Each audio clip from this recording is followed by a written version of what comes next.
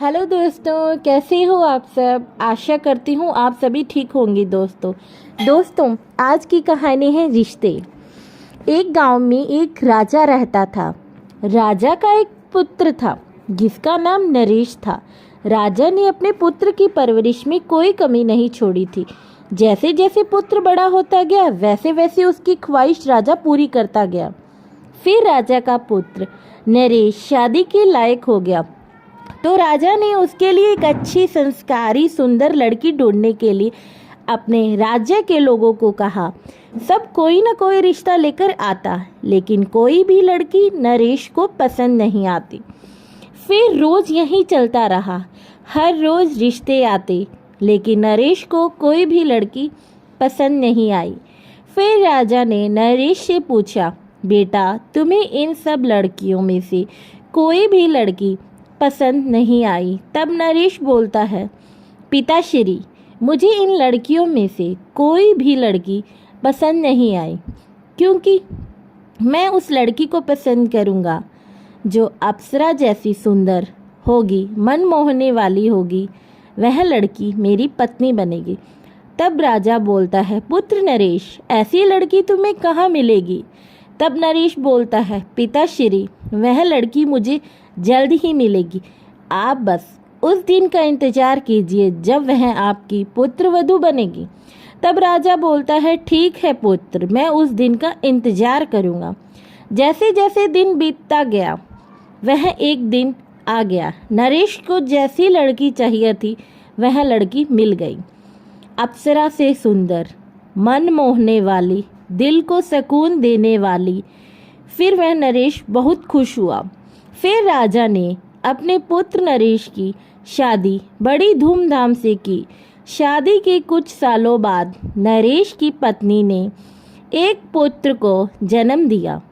पर नरेश की पत्नी राजा का पूरा राज्य अपने नाम करवाना चाहती थी।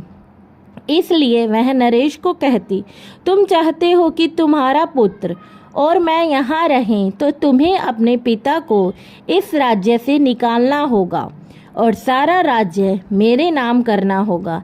तब यह नरेश बात सुनकर हैरान हो जाता है और वह सोचने लगता है कि वह क्या करे। सोचने के बाद नरेश अपने पिता को अपने जाल में फंसाकर पूरा राज्य अपने नाम करवा लेता है और राज्य पूरा नाम होने के बाद अपने पिता को राज्य से निकाल देता है। फिर राजा बोलता है, पुत्र मेरी क्या गलती है जो तुमने मेरे साथ ऐसा क्यों किया। तब नरेश बोलता है, मैंने अपनी पत्नी और अपने पुत्र के लिए किया है। फिर नरेश के पिता बोलते हैं, अगर तुम मुझे अपने आप से कह देते तो मैं यह पूरा राज्य तुम्हारे नाम कर देता। फिर राजा राज्य छोड़कर चला जाता है। फिर कुछ सालों बाद नरेश का पुत्र बड़ा होता है। जैसा नरेश ने अपने पिता के साथ किया वैसे ही उसका पुत्र अपने पिता और माता के साथ करता है। तब नरेश को एहसास होता है माता पिता के रिश्ते से बढ़कर कुछ नहीं होता, बाकी सब रिश्ते दिखावे के होते हैं। तब नरेश बहुत पछताता है। फिर वह अपनी पत्नी के साथ राज्य छोड़कर चला जाता है। रास्ते में एक झोपड़ी में उसके पिता उसको मिलते हैं। अपने पिता से माफ़ी मांगता है। तब नरेश के पिता कहते हैं कि बेटा, खून के रिश्ते अपने नहीं होते, दिल के रिश्ते अपने होते हैं। शायद तुम्हें अब एहसास हुआ होगा जब तुम्हारे बेटे ने तुम्हारे साथ ऐसा किया है। नरेश अपने पिता की यह बात सुनकर रोने लगता है और कहता है, मुझे माफ़ कर दो पिताश्री, यह बात मुझे अब समझ में आई है। रिश्ता कोई भी हो उसको निभाना बहुत मुश्किल है।